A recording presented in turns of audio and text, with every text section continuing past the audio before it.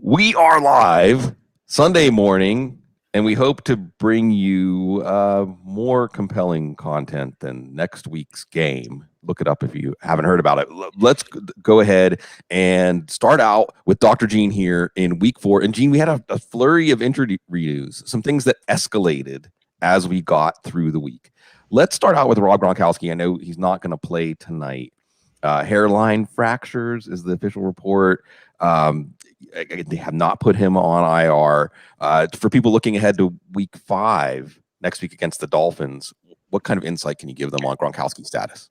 It's not the hairline that's important here. It's the fractures that are important. So, after the game, it was said that the x-rays were negative. Sometimes we'll find smaller bony injuries on CAT scans and MRIs. They're a little bit more sensitive, the CAT scan in this case, when you're looking at bone. But I think it's the fact that there's more than one rib that was injured. And we were sort of speculating as the week moved on that, as he was trending more and more likely in a doubtful way, that even though the x-rays didn't show anything, it was probably that there were multiple injuries there, and that's a difficult thing to recover from. So the hairline may not be an issue. Gronkowski's a tough player. You can't imagine what it must have taken for him not to play in New England this weekend. I think questionable at best for next week again because of the multiple nature of the rib fractures, but hopefully he's recovered enough to go. Hey, Dr. Gene, Dalvin Cook, ankle injuries throughout the week, limited practice throughout the week. I know he's expected to play, but can we expect to see him at even, let's say, 75, 80% of previous Dalvin Cook? Or, should managers temper expectations with him coming back this week? I think both.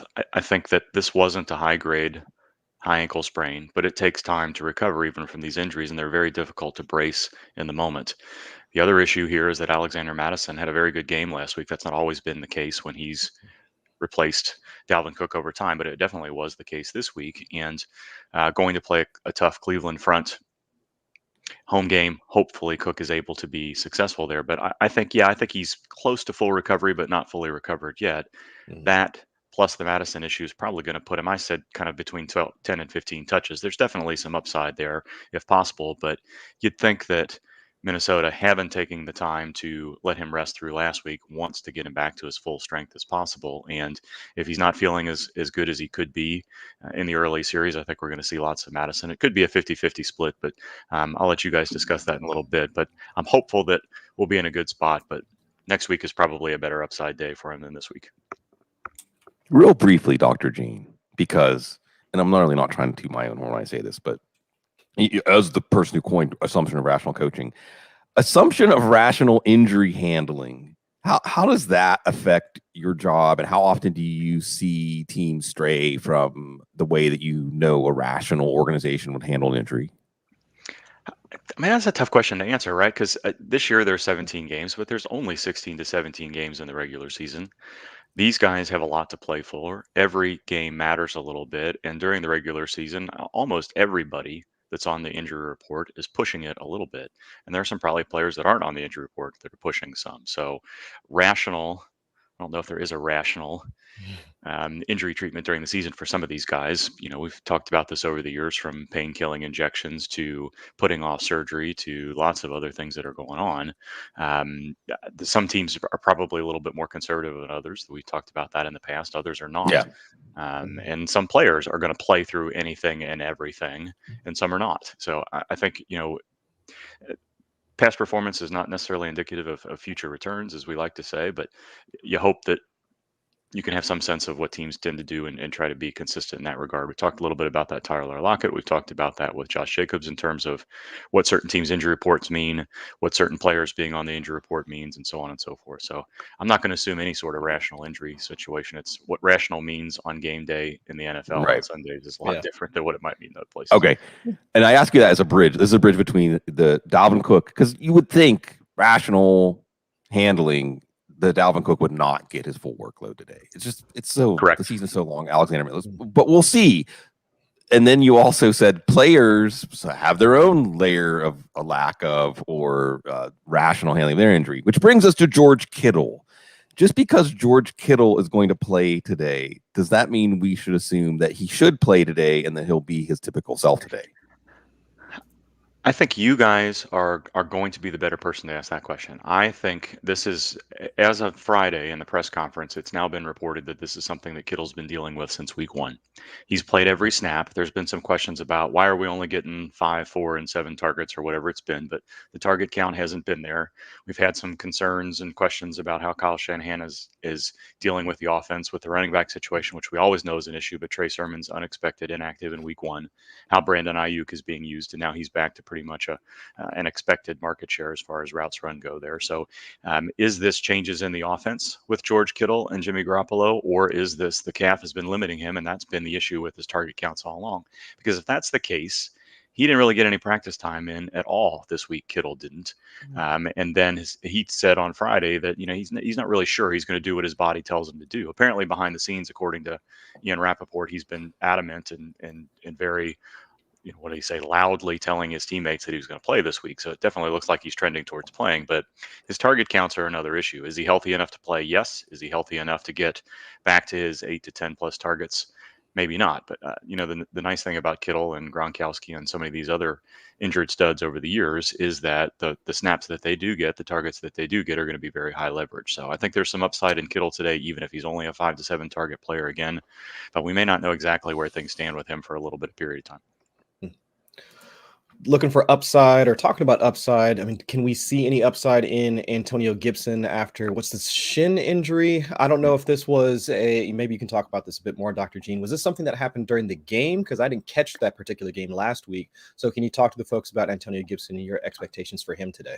Ron Rivera said it did happen during the game, which was unusual in that, the snap counts have been a little bit different with him and JD McKissick over time anyway.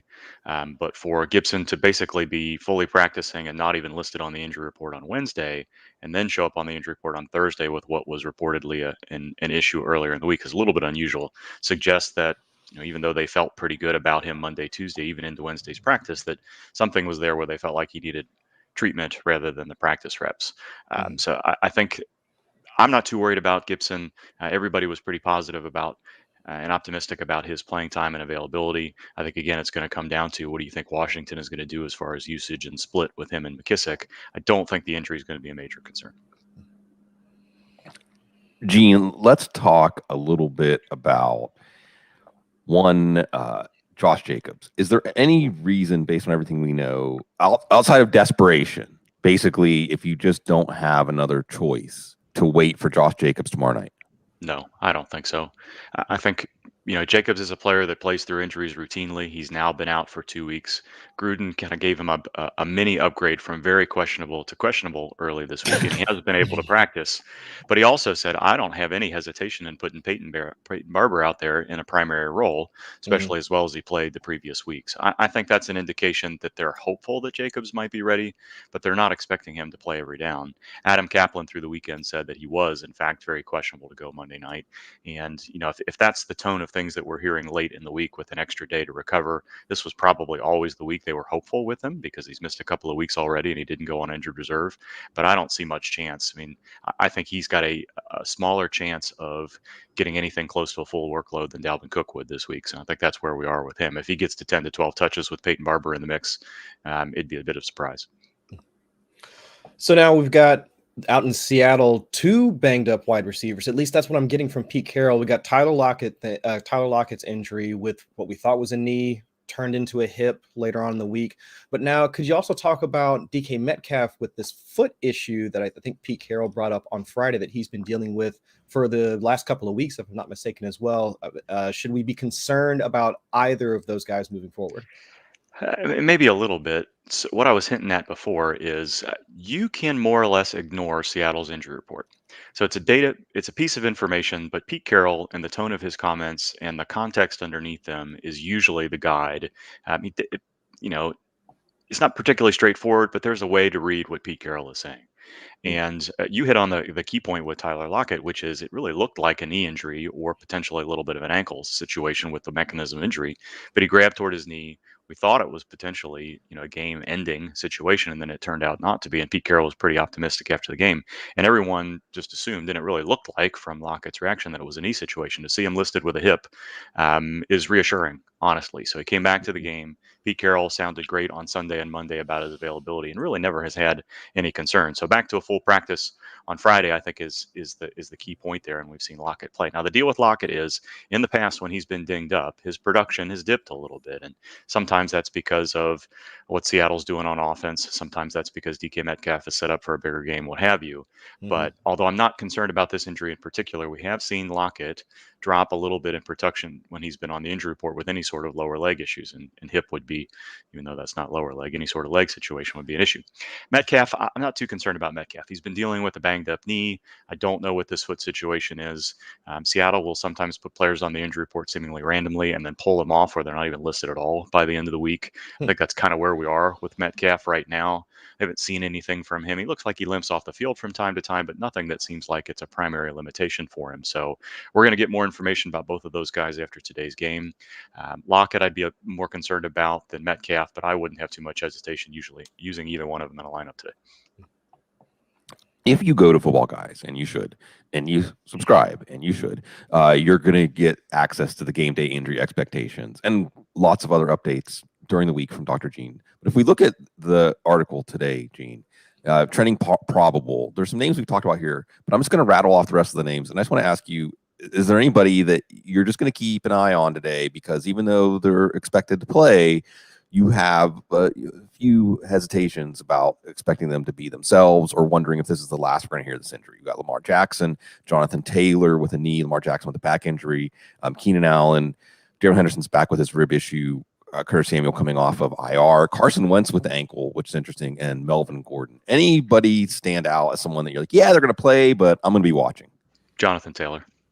The report through the weekend was that he had a little bit of fluid on his knee. That's what Ian Rappaport said overnight. It's thought to be a nagging thing and not that important, but did he take a little bit of a bump on the knee, had a little bit of swelling, and it's absolutely no big deal? Or was he limited to more than expected last week? Has some fluid on the knee because he's got a little bit of a chronic issue in there, and we're going to see him limited in practice and possibly an issue moving forward.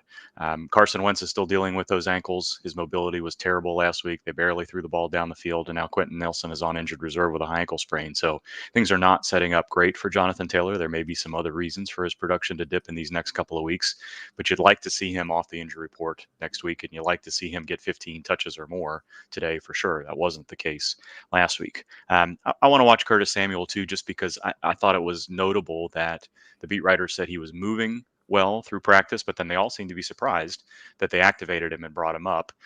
That suggests to me that they wanted to give him a little bit more time off, and maybe this wasn't as much of an aggravation at the end of camp as you would normally think it would for a player that had been struggling since June and then had another situation that put him on IR. It really seemed like it was maybe more of a 4 to 8 week deal than a 2 to 4 week situation. So it's great to have him back. Just the tone of the reports there was like, the beat writer should know what's going on the rehab field and what's going on the sidelines. And although Ron Rivera has been a little bit optimistic in the last couple of weeks, you really didn't expect Samuel to be back. So I don't know that he gets 60 snaps and most of the routes run today. That's going to be interesting to follow. That'll be informative. But Jonathan Taylor is the one that's got my spidey senses tingling just a little. Tennessee wide receivers. I know most folks setting the rosters today are going to be looking at Nick Westbrook-Akine, maybe Chester Rogers. That sounds bleak as it can possibly be. But for the primary guys that we've been counting on, A.J. Brown, Julio Jones, both out this week, can we expect them back next week? The Julio Jones thing seems the most concerning because he only played 50% of the snaps the week prior and also out this week. Kind of expected A.J. Brown to be out this week as well. I mean, what does their future look like, or what do you think their future looks like, Dr. Gene? Yeah, I think the concern with Julio is that he's had so many hamstring issues, well, leg issues in general, but between hamstring and calf over these last 2 or 3 years. And whereas we were always optimistic that he'd play through them early on, he missed more time last year than he did the previous year. Already struggling all the way through camp and even mini camp with some soft tissue situations. As you said, kind of came out of the game, and there wasn't a lot of discussion as to why, with A.J. Brown already out, and then didn't practice at all. So both of these, the only piece of good information so far this week is that neither one of them was placed on injured reserve, so it has the look of a low-grade injury because there was plenty of time for reevaluation to happen through Wednesday and Thursday to decide whether or not those players need to go on injured reserve. I think the expectation from the beginning was that Brown would miss at least a week or so hopefully this is in the 2 to 3 week range, and we don't see, a Rashad Penny situation or Josh Jacobs situation where something that was hoped to be a 1 to 2 week injury ends up moving and creeping on a little bit longer. Just hard to say with Julio because so many different injuries over time. Is this an aggravation of something that he's had in the past? And there's some scar tissue there. It's going to be difficult for him to get over. And this is the Falcons were right. And this is the beginning of the downside of his career. And we never see Julio back to a meaningful role again. Is going to be hard to say. But I think both of them questionable for next week at best, because neither one of them practiced. Wednesday practice participation is going to be a pretty good telling indicator for us where we're going from there. But I'd expect them. I think unless we hear something positive after the game, my projection is going to be week 6 way more than week 5. Every week, my projection is Dr. Gene's going to be helping you. Again, subscribe, watch Thursday Night Show, join us on Sunday mornings, watch the Waiver Wire Show. Gene, have you seen what Brian Sumner has done with your beautiful image? No, I have not. Go watch the YouTube. Watch the YouTube. Now you've got me nervous. No, he's 5. He doesn't have the mischievous streak that 5-ish has. Well, not as quite as deep, but we appreciate the community. But we appreciate especially Dr. Gene and everything you do. For any questions for us from you, Doc? No, I'm having the same issues I've had from the beginning, which is I'm still trolling for running backs. So yeah. Did you draft J.K. Dobbins on every single team like me? Yes, it's been a mix of J.K. Dobbins, Gus Edwards, Trey Sermon, Zach Moss, and then some of the handcuffs I've drafted have, everybody. Those folks, thankfully, have been healthy, but none of the bottom end of my roster has got enough touches to really feel comfortable using yet. So no, there's not any really decisions to make. I'm just throwing somebody in there and hoping. Yes, we understand that well. And we don't have to just hope. We have Dr. Gene. Thank you, as always, the good doctor. Absolutely. You guys have a good week. Thanks for having me. See you. All right. Let's get into it, Chris. And again, folks, if you're here, we've got 251 right now. Just jumped to 254. It's wonderful that you all trust us. Wow. Yeah, and you trust us. And we're going to do the best we can because we're making all these decisions ourselves this morning. Again, if you're watching the video here, subscribe. I think we're over 14,000 subscribers now on the YouTube channel. We get notifications. Do that little bell so that you'll get notified when we go live. Like the video, comment on the video. We really appreciate y'all. You want to know how to help football guys? That is definitely one way to do that. Well, let's start helping some people, or at the very least, Chris, giving them someone to blame when it all goes very wrong. And yeah, I am too. I that's part of the job description. They don't. It's not like we're supposed to get things wrong, but we're going to get things wrong, and you have to take it with grace. But one of the picks, like Dr. Gene said, it was funny. There are at least 2 teams. I think the Apex Experts League, Chris, and another one where my first 2 running backs drafted were Dobbins and Sermon. But maybe we didn't ask Dr. Gene about Elijah Mitchell, but he's trending doubtful with the shoulder. Fade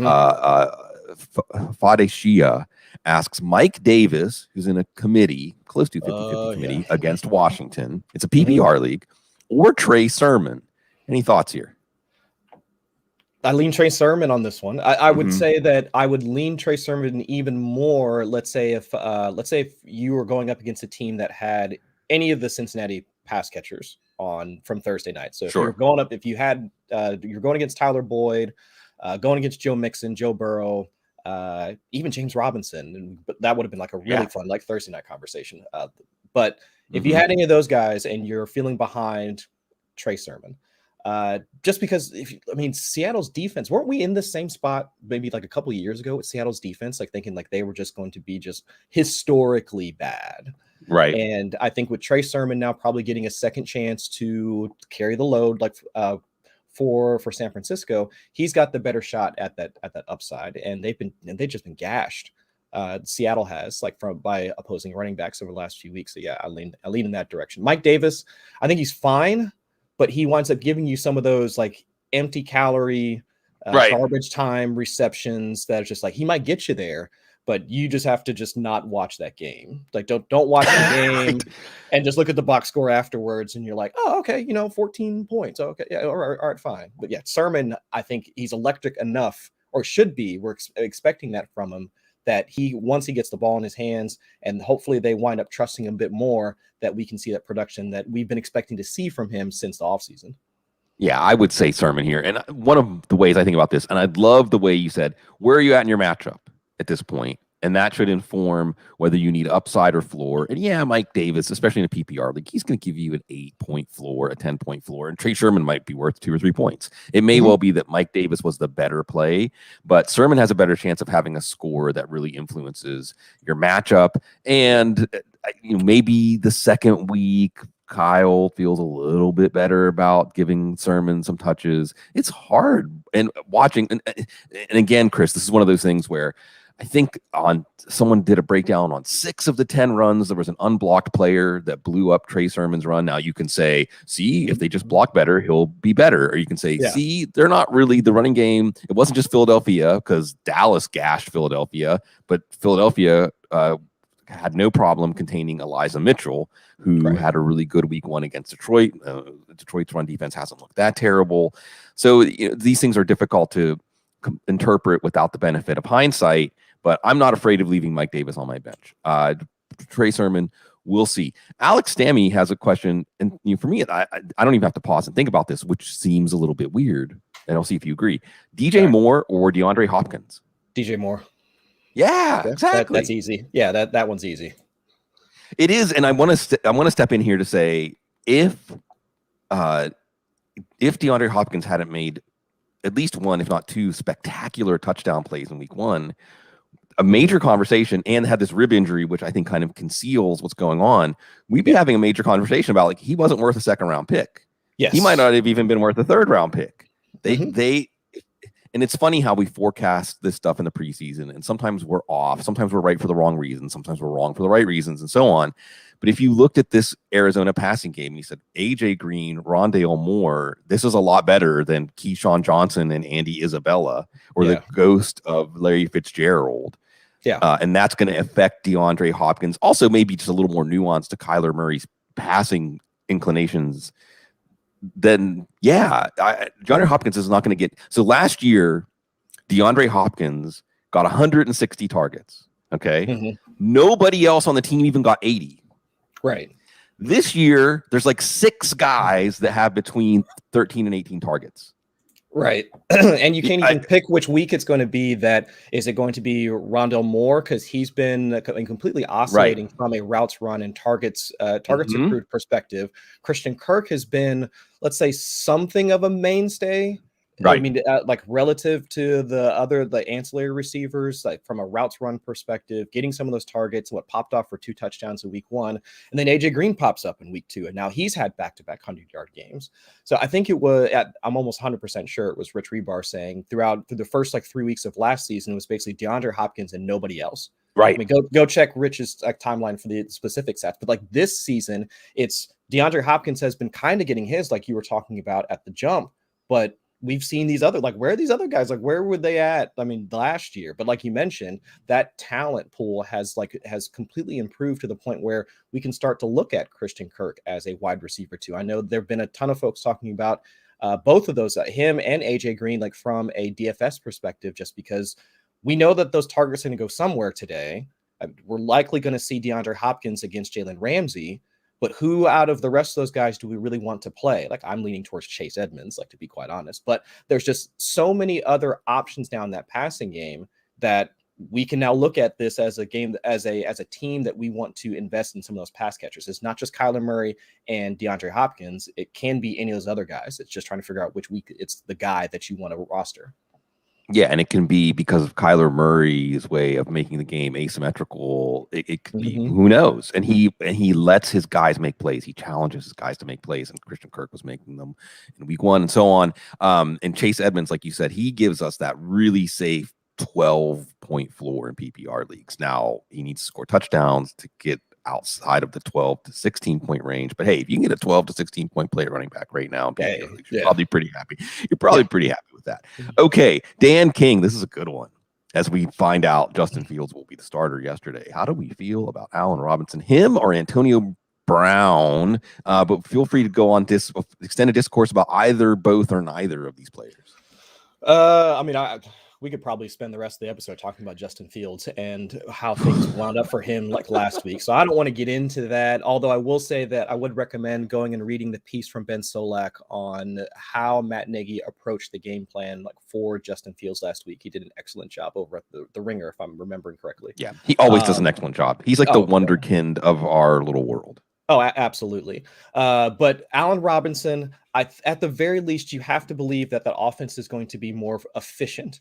I don't necessarily, especially against the Lions. Now, is it going to be more productive? Or again, did we completely see we had to have seen the floor from last week? It cannot get worse than what we saw last week. So assuming that, especially this week coming in, Darnell Mooney we should have asked Dr. Gene about this one too. It was like a groin thing or a hamstring. Yeah, it was a back. It started as a back and turned into a groin. And then we can't really say much about how it affected him last week because, it was everything. Like the whole team was affected by something, clearly.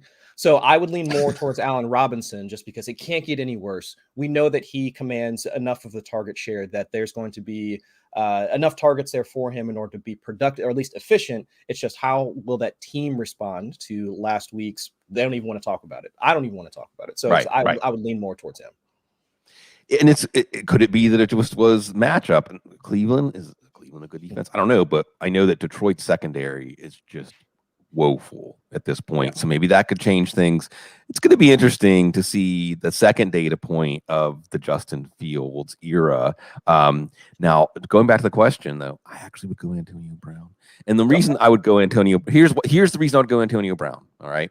No Rob Gronkowski. We'll see about Cameron Brate. You could do worse than Cameron Brate at tight end this week. You just know from week one, from how Brady went out targeting Antonio Brown, even though it didn't work out in week two. And then you have this New England thing, man. Yeah. Brown maybe has a few. Remember, Antonio Brown had a grievance against them. And Brady and Brown were living together and they're buddies. Like Antonio Brown's like, he's my best friend, man. Like, I don't know.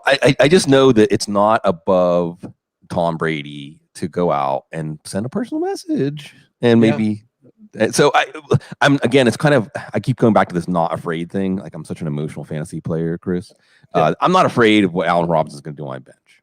I'm not afraid of that. I'm a little bit afraid of Antonio Brown on my bench. So we'll see. Chicago and Detroit, not a very compelling game in terms of the outcome of the season or the playoffs, but as far as the arc of these two teams, compelling. Okay, Solo Dolo asks, and I'm asking this question so we can talk a little bit about Baltimore running backs. He wants a flex PPR, Tyson Williams, Quintez Cephas in that Chicago-Detroit game, or KJ Osborne. Now, Tyler Conklin was on the injury report earlier in the week. Everything is good to go there. So Tyson, Cephas, or Osborne? Either one of the last two guys. I'd say either one, because I don't know if this was a rumor. I don't know if this was photoshopped or whatever. There was a discussion about the possibility of Tyson possibly getting healthy scratched because they called up Le'Veon Bell, if I'm not mistaken, for this week. Now that I'm assuming that means that they're not going to keep 4 active today. And that might just be they're going to have Devonta Freeman sit out this week. So who knows?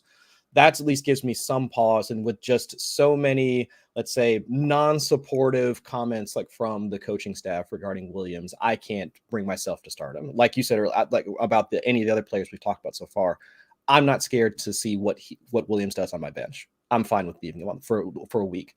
Cephas against the Bears secondary, not scared about that.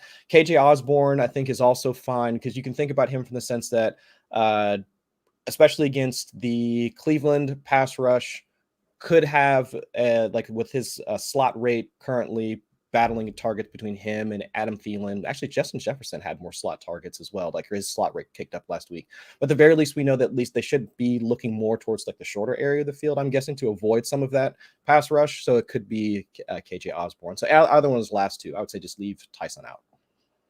You're right. And then that item was from Jeff Zerbiak from the Athletics. Okay. So, no, I just looked it up because, I'd moved out of my house for a couple of days this weekend, and that disrupts your being tuned into the NFL news cycle sometimes. But I think, and it's sad because Tyson, you can see he's got the juice. He easily, you could put the juice left in Bell, Freeman, and Murray together, and still not what Tyson has shown.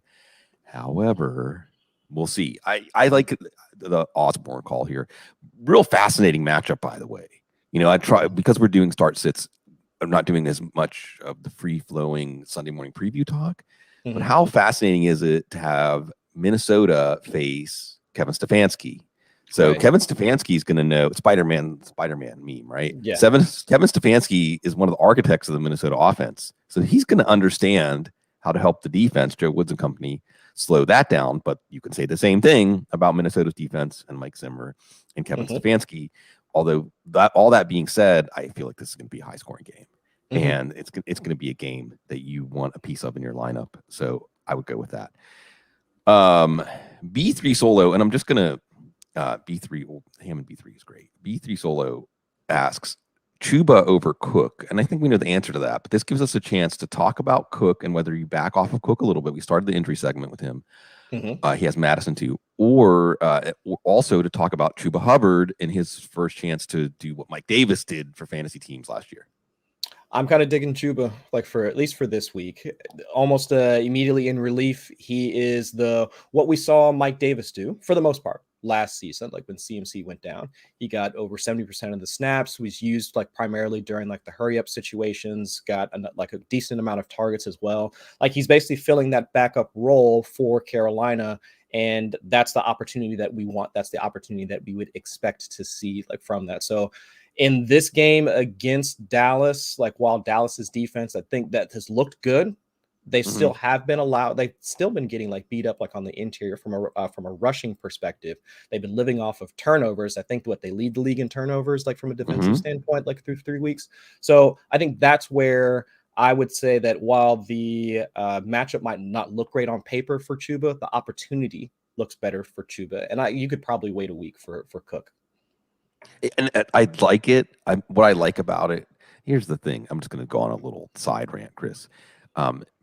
It's easy and smart in some ways to just go along with that consensus and expectations because you're going to be right more often.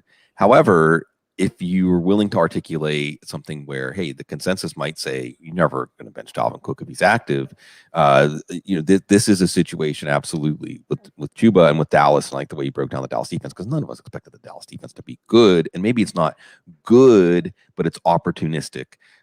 This is a really interesting two teams. Carolina is one that's 3-0, and you wonder, are they a good team? I don't know if they're a good team.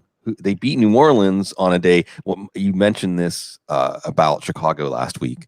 How you remember Airplane? How who ate the fish? It's like sometimes teams look like they ate the fish. Like the whole team looks like they ate the fish.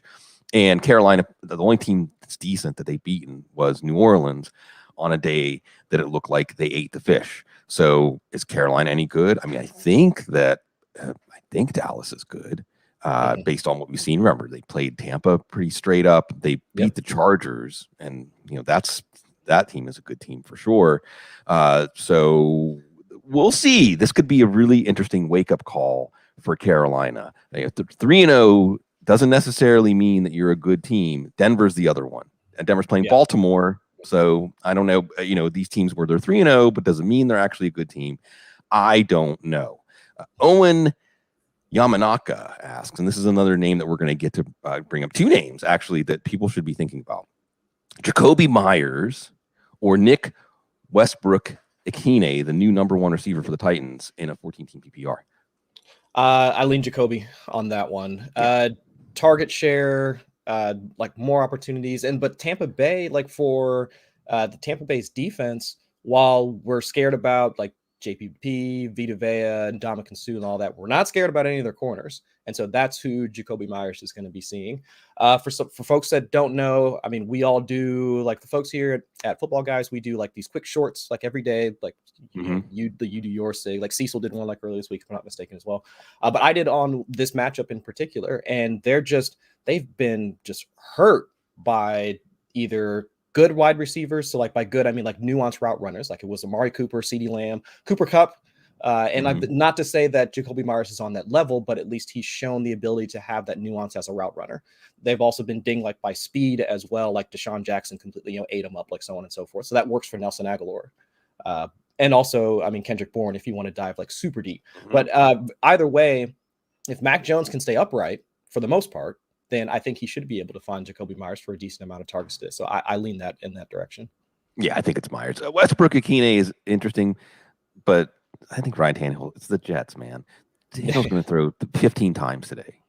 7 of them might be to Anthony Ferguson. If you're going to play anybody, if you really are tempted to get in the Titans passing game because Julio and Brown are out, play Anthony Ferguson. I'm not saying you have to if you have a good tight end. Yeah. I'm just saying I expect Ferguson to be the number one target for this team today. And could be Derrick Henry right behind him too. Right, exactly. He has 12 receptions already this year. And Myers could have 12 receptions in this game because Mac Jones is going to have to throw a lot. This one's really fascinating. Strictly, I don't think it's fascinating from the outcome standpoint. I was on with Jody Mack and on CBS last night, Chris, and he was asking me about Mac Jones. And he brought up a good point that, Mac Jones, because there's no expectations, maybe this will help Mac Jones. Because what's the problem been with Mac Jones this year? He's just not letting it rip. Yeah. It's okay. He's a rookie 3 games into his NFL career. So it's understandable. But if they have any chance of hanging with Tom Brady in Tampa tonight, he needs to let it rip. Certainly, rational coaching dictates you're not going to run at Tampa. That's pointless. You're wasting plays if you do that. Yes. So Jacoby Myers is going to be that guy that is open most often, is a high percentage play. We'll see about Nelson Aguilar. You mentioned Kendrick Bourne. These are guys you should be looking at. Even Jonnu Smith. Jonnu Smith and Nelson Aguilar, the plays have been there if Mac Jones was a little bolder. So we'll see. But hopefully Mac Jones, just on a quick aside football standpoint, hopefully this is the game that gives them the freedom to say, hey, we're supposed to lose 45-17. Yeah. So I'm going to try to push the limits of what I feel comfortable doing. And he's acknowledged it in Mac Jones' defense. He's acknowledged that, hey, there's been some plays there that I haven't seen or taken that I could have. He gave a good endorsement to Chuba Hubbard. I think folks out there, I would say, I like to say sometimes when I'm doing start sits, Chris, that most of the time a player is in the question, I'm going to say that player. I think that's probably Chuba Hubbard for you this week. So it's not so much a question. William C. asks, do I go with Hubbard or Miles Sanders? I really just want to ask you what you think about Sanders. We had an historic low, truly abandoning the run, the Eagles last week. Yeah. They play the Chiefs, who it looks like Chiefs bottom 5 defense right now. Now, we may correct that. Another thing to keep in mind, by the way, let me do another quick aside. For some of these teams, like we saw Jacksonville is a good example. For some of these teams, like the first 3 weeks probably really was the preseason. And we're going to start seeing a different team over. Now, I'm not saying we know exactly which ones, but there are some teams, perhaps, as William said, may see an overcorrection from the Eagles, figuring things out. That may also be the case with the Kansas City defense. How are you feeling about Miles Sanders for people who just don't know what to do with him right now? I would at least have some optimism for him this week. We'll see what type of script Nick Sirianni puts together for him and how he adjusts for the inevitable, Patrick Mahomes, deep shot to Tyreek, or just watching Travis Kelce just murder their zone defense. And then they wind up, 3 scores behind and they're having to, speed up their tempo, so on and so forth. But we saw Nick Chubb get off to a good start in week 1 against them, had a good game. Lamar Jackson, I mean, obviously not the same position, but from a rushing perspective, Lamar Jackson had a good day against them. I'm remembering Frank Clark not going to be playing today. Right. So at least there's enough there for you. If they move back towards the rushing game like today, then Miles Sanders should be the beneficiary of that. We haven't really seen anybody like Kenny Gainwell brought in until things are in, until the team's in dire straits, towards the middle to back end of the game. So I would say that at least from a opportunity standpoint and the defense that they're going up against, Sanders does look like the right play. It's just how long will the Eagles be able to keep pace with the Chiefs? And the Chiefs right now, last in their division, you'd think that they are ready to just completely lay waste to any of their upcoming opponents, just to remind the league that, hey, we've been to the Super Bowl a couple of times. We have a ring already, with Patrick Mahomes, and we're ready to get back to our top spot. So that's my only concern, is just how quickly they're ready to, I guess, reassert themselves as the dominant team, in the AFC West. But at least for this Sunday, I think Sanders is a good enough play that you should be somewhat optimistic about him. All you have to do is had him on your roster last year, Chris, and like had him on the bench against the Steelers when he busted off the 75-yard touchdown run. I think he did that again last year. So Yeah. if you want to nudge to play Sanders other than the Kansas City defense, but you do a good job laying out that there's layers of intrigue to this game because of where these teams are coming in. I think there's the Jalen Hurts layer. Maybe we can make an excuse for Jalen Hurts about Dallas's defense, San Francisco's defense. But, also we can look at his week 1 performance against Atlanta and say, how valid is that? If he doesn't look good, if the offense doesn't look somewhat smooth this week, but like you said, Kansas City could bury them, and this could be a miserable day for Hurts and for Philadelphia. Alternatively, it could be one that makes the Kansas City fans' hearts beat a little bit faster, thinking, are we just a team that blends in with the pack in the AFC? Because next week, remember, Buffalo comes to Kansas City. So better be ready. It's going to be really interesting. Speaking of Buffalo, we already talked about Antonio Brown. There's Cordero Patterson. We talked about his running mate, Mike Davis. It took this long to finally have Cordero Patterson have some sustained fantasy value, or Emmanuel Sanders. And it was great to see Tavon Austin back out there too. I always tie Patterson and Austin together because they came in the same class. So Sanders coming off a 2-touchdown week. Antonio Brown we talked about. Cordero Patterson, again, maybe the safest. Janikowski 420. What would you pick for him? Emmanuel Sanders. I know that the narrative is probably, and I've been hearing this around the industry like throughout this entire week, is that, well, Bills with a what they're favored by like 17 points or something ridiculous against Houston today. And if there's a blowout, then we won't see Josh Allen like in the start of the fourth quarter. It's likely he'll be just hanging out on the bench or something like that, like those Lamar Jackson games, like where they're multiple scores ahead and he's just hanging on the bench, like wearing those shades, like so on and so forth. And that while that's possible, I do think though that the only way that is possible is if they've already blown out the Houston, like they've already gotten there, and that's primarily through the passing game. Like they're top 3, top 5 in the league in terms of passing rate, like red zone rate, like so on and so forth, that Emmanuel Sanders has to be a large like part of that. Now I know everybody, and myself included, are expecting most of that production to oscillate back to Stephon Diggs. They've missed on a couple of deep shots, and the opportunities have been there. He still has a 27% target share. So all the opportunity is there. But I do think that for my money, out of all of those guys that were listed, I think Sanders has the best shot to at least capitalize on what is already decimated, like came in weak and now decimated, like Houston secondary. So I do lean towards Sanders there. Yeah, Emmanuel Sanders just gives you that blow up potential again, and this is my style. Like I will take the 2 in the bush instead of the bird in the hand when it comes to fantasy football, and I think that Emmanuel Sanders gives you that upside. It's Houston, and although like you mentioned, just Stephon Diggs from a DFS standpoint, this could be the big correction week for Stephon Diggs. Get him going because everything is there for him. Looking through here, I just want to find some different players to talk about. I guess this will give us a chance to talk about the Colts in general. Flea Bit Peanut Monkey. That's awesome handle. It's funny. I used to want to make bumper stickers. Like I always think of the organ grinder monkey, that dances for coins. And I used to want to make a bumper sticker that said, "Be your own monkey." Be you keep yourself and you can entertain yourself. And we're entertaining folks with the question. Yeah, Allen Robinson, we talked about Jacoby Myers, standard leagues, non-PPR. So we care more about yards and touchdowns here. Yeah. So that, maybe takes a little of the shine off of Myers. Allen Robinson, Jacoby Myers, or Michael Pittman. And I want to point out that if Carson Wentz just made a routine throw last week, Pittman would have had a touchdown in addition to his 6 for 68 or something like that. Yeah. So Indianapolis this week, backs against the wall. Carson Wentz, maybe a little healthier. He has a tough matchup against Miami, Xavier Howard, Byron Jones, but he had a tough matchup against the Rams and Jalen Ramsey, and did pretty well in week 2, even had a breakout week. So what do we think about Pittman against Myers and Robinson? And then this is a chance to talk about the Colts in general this week in a do or die game. Actually, I don't mind like Pittman this week, and like if we are talking about like with his particular league, it being a standard league where we care about those yards and touchdowns. I mean, that kind of like he becomes like more of a consideration for me at that point, because Pittman, like he's not primarily just used as a like perimeter receiver, like where you might see him get the clamps put on him, like by Xavier Howard or Byron Jones. Like he has been moved to the slot like quite a bit. And if we're talking about the other personnel that's there with Indianapolis, I mean, is he really going to have to compete for those slot targets or those high percentage throws like from Carson Wentz with who is he going to be? I mean, because Paris Campbell has been like banged up already. I mean, we can't really Zach Pascal.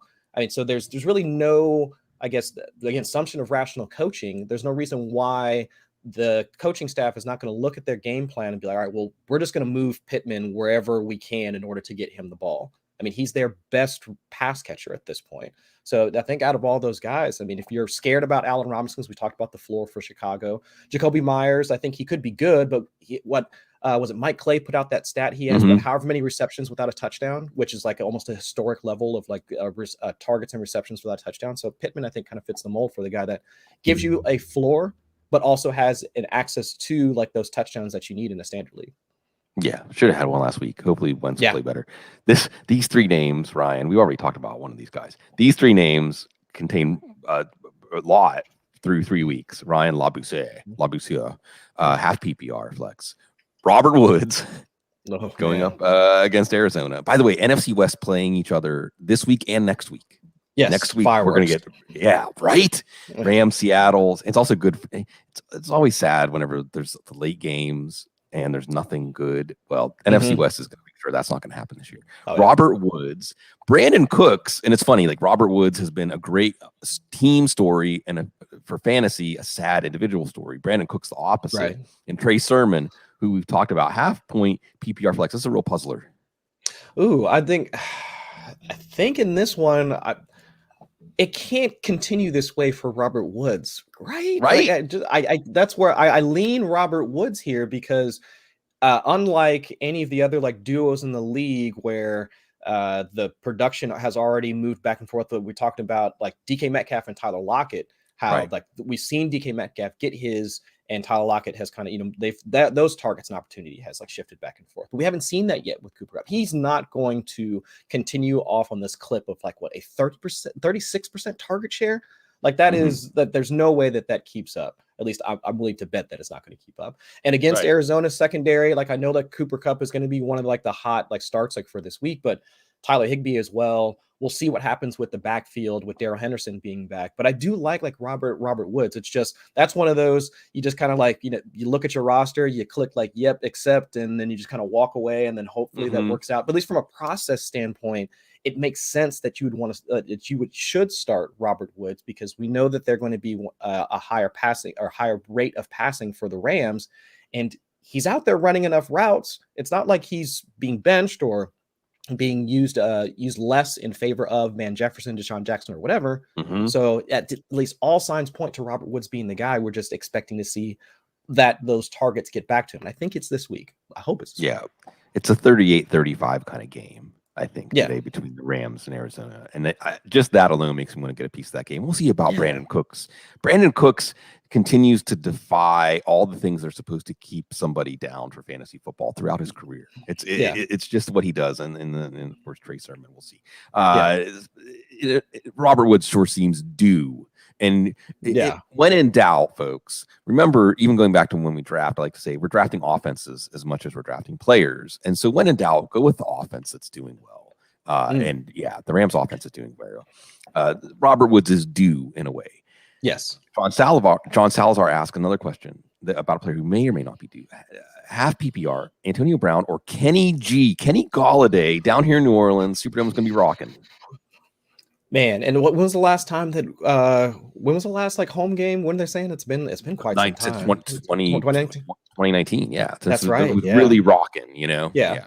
So you might be able to hear all the roughness from your place. Yes, but no. As we were talking earlier, I think I lean more towards Antonio Brown. Yep. With the statement that we at least believe that Tom Brady is going to make like to the Patriots for everything that went down over the last like couple of years and his departure. If he doesn't have Gronk to help him make that statement, right? I mean, of course he has like Chris Godwin, Mike Evans, and so on and so forth. But like Antonio Brown is also going to be one of those like key pieces in like whatever they plan on doing like to the Patriots day. So I lean Antonio Brown. Maybe Kenny Golladay gets a garbage time touchdown here. Marshawn Lattimore's back. That's another thing, by the way. Marshawn Lattimore was out for week 2. Let's talk about the Saints eating the fish against Carolina. That really could be Marshawn Lattimore is a linchpin of that defense, and that could be part of it. So I agree. The Giants. Okay, we're down the stretch here, and thanks, folks, again for the great questions, for everybody showing out, for the energy. We're up to 375 now. I try not to look at that number too much because it makes me feel a little bit of pressure. Kyle Graves says, cannot believe I'm asking this. And I like the idea of a start-sit question in the morning. You say, I can't believe I'm asking this. Because what it really conveys is the idea that, hey, it's week 3 now. So we're not just saying I'm not going to root to 1 week. We're not just saying, well, is it actually a trend? It's 3 weeks now. So, and the question is Lamar or Kirk Cousins. But when you say, I cannot believe I'm asking this, what it means is, your priors, and maybe I'm projecting here, Chris, your priors are telling you this should not be a question, but what you've seen through the weeks tells you it is a question. And I think this is a very important one to pay attention to. So Lamar Jackson goes to Denver. Again, this isn't Detroit's defense. All right. This is Kansas City's defense. This is Denver, in Denver. Or Kirk Cousins, who's just been lights out so far this year. Man, that is a really good question. And you're absolutely right that when you have to question your preconceived notions, I think that's good. I mean, I think it's therapeutic in a way for you to, to be challenged like that. It's a sign that you're doing it the right way. Yeah. But no, I think I lean Lamar here because there's the floor, I think, for Lamar is much higher than Kirk Cousins, because as we were talking about earlier about the relationship between Kevin Stefanski, Mike Zimmer, going up against Cleveland's defense, there's always that chance for Kirk Cousins to have those signature Kirk Cousins games where he does one of those boot action rollouts. You just see Myles Garrett bearing down on him, fumble 6, or passes batted down at the line of scrimmage, so on and so forth. You can see one of those just completely implosion type games for Kirk Cousins, and I don't see that for Lamar Jackson. Even in the worst possible situations, and the past 3 weeks has been one of the worst possible situations for Lamar Jackson, with the health deteriorating around him, even his own health with the back injury coming in for this game. So I think at the very least the floor is higher for Lamar Jackson, whereas with Kirk Cousins, we've been seeing those ceiling games, but Lamar Jackson can do that too. I think that's also well within the range of outcomes for Lamar Jackson. So even at altitude, in Denver, maybe we'll hear some tidbits from Cecil after the game today, but I still lean Lamar Jackson here. I would go Lamar Jackson, but Chris, I could easily picture 15 minutes, 1 or 2 drives into the game, realizing this isn't the week to play Lamar Jackson. We'll see. Yeah. We'll see. That's the thing about being only 3 weeks in, is we haven't really seen Lamar Jackson face a defense like Denver yet. And we know that this offense is a little bit limited. We know the offensive line is a little bit limited. The individual performance that we have seen from Lamar Jackson has been tremendous. But this is, but again, we also may find out, hey, when Denver's not playing one of the 5 worst teams in the league, they're not one of the 10 best or 15 best teams in the league. So again, we're still learning. We're still learning. We're still digesting. We're still adjusting here in week 3. This one's fun. It's not a start-sit question, but I think it's a chance for us to talk about, again, how much weight do we put based on what we've seen 3 weeks. And you mentioned Cooper Kupp, and you mentioned how his target share, his production, he's the most valuable player in fantasy football. Matthew Berry went on a soliloquy about him on the couch this week. Let's talk about Mike Williams, though, because Dan Carpentieri asks, Mike Williams or Keenan Allen, PPR, rest of the season. There's a chance to talk about these Chargers receivers. I have to lean Keenan Allen here just because I know that we were told over the offseason that with this Joe Lombardi offense, Mike Williams is the one that's going to be playing the X, that valuable role that we've seen Michael Thomas be so productive in. But we have a track record on both of these players. And now I know that you're supposed to just toss history out because this is a new coordinator, this is a new scheme, so on and so forth. We have a track record on Keenan Allen. We have a track record on him commanding targets, being efficient with those targets, and being one of the best route runners and best fantasy receivers in the league, especially at, not to say that he's old, but getting up in terms of age, like in kind of more or less his prime.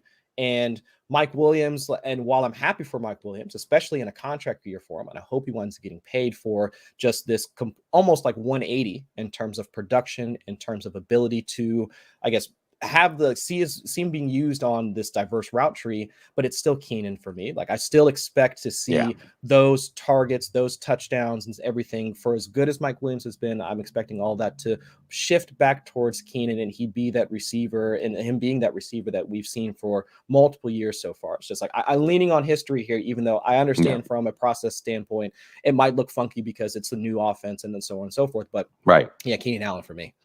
Yeah, I think that this is a great sign. A couple of hours before kickoff, so it might be too late. Maybe got Mike Williams, throw out a little Mike Williams trade offer. Sure. The main reason, I'm saying Allen over Williams, we're going to see Mike Williams go up and come down on his shoulder or his back or something, because that's just how Mike Williams plays. And then at that point, he's, it's too, I don't want to say it's too good to be true, but everything has lined up. Because remember, Justin Herbert had to stick with him through some rough patches in week 1. And last week was tremendous. We'll see how much of that was the Chiefs. Again, Jalen Hurts, Eagles better get going this week. I'll toss one out. Look, my man Anthony Manera showing up. This is just kind of like a true or false. All right. Odell show out game today. True. Yeah. 100% true. Like this is it, man. If it's not, if it's not happening here, I'm sure that we could probably look back in hindsight and talk about, some reason or another, like, the game plan was, pretty simple for them to go through and we'll just use Nick Chubb, we'll use Kareem Hunt, and we don't have to use like our pass catch all that much. It could be an Austin Hooper day, like who knows? David Njoku will wind up like scoring a touchdown. I have no idea. But just from after seeing him last week, he looked like Odell. Yes. The body control, the hands. Yeah. That's the thing that gave me like the most like optimism. It's like, okay, I think he's back. And so especially against this Minnesota secondary, like, man, if Baker Mayfield can be like on point, like we've seen him be in the past, like I don't think it's been really a question about his accuracy. I think it's just more of a question of getting that whole offense, that whole passing game in rhythm. If he can find that today, man, I think, Odell's about to show out today. Yeah, Anthony, and we're vibing, Anthony. We always are when you show up in the chat room, man. He did like that Cowboys game last year. People forget that Beckham had a signature Odell Beckham game last year. There's this idea that he was a disappointment last year. I think it was because of the Browns' offense was just getting the hang of things, and they really learning a new system went out. But in that Cowboys game, he reminded us, especially in a big game, in a game with all eyes, and this isn't quite as big as that game, but this is a big game. I think.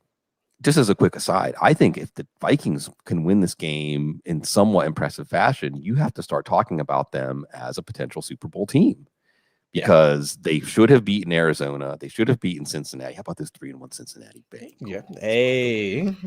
Hey, let's take a moment out, because the things move so fast on the calendar. And Chris, we'll sign off with this. That I'm going to say this. I'm getting shivers.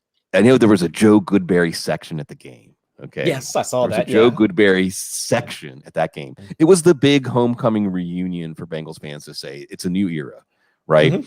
And the game started out just it was a cruel joke. It was a cruel joke. It felt like a cruel joke. And Joe Burrow said no. Yeah, that's not how it's going to go down tonight. Put me in empty. Yes, and I felt like it was the first time in Joe Burrow's career in the NFL that we saw LSU Joe Burrow. That we saw Joe Burrow making inspired plays, like just dimes, right? I mean, just making these throws, and more than anything, it was him playing in the eye of the storm. It was just that total calm, and you saw it affecting the offense. Wait until they get T. Higgins back. This is going to be fun. This is going to be fun. Next week, Green Bay comes to Cincinnati. That's going to be a fun one. That's going to be a fun one. It's always a fun one on Sunday mornings with Dr. Jene Bramel, with Chris Allen, with all of our wonderful chat room people. It is a beautiful day for football, and we love taking this ride with you. Cecil and I will be back tonight with the Week 4 recap. Like Chris said, check out our shorts. just go to the YouTube channel and subscribe and see all of the goodness that we have for you. We love sharing this journey with you folks always. Good luck in week 4 and stay classy.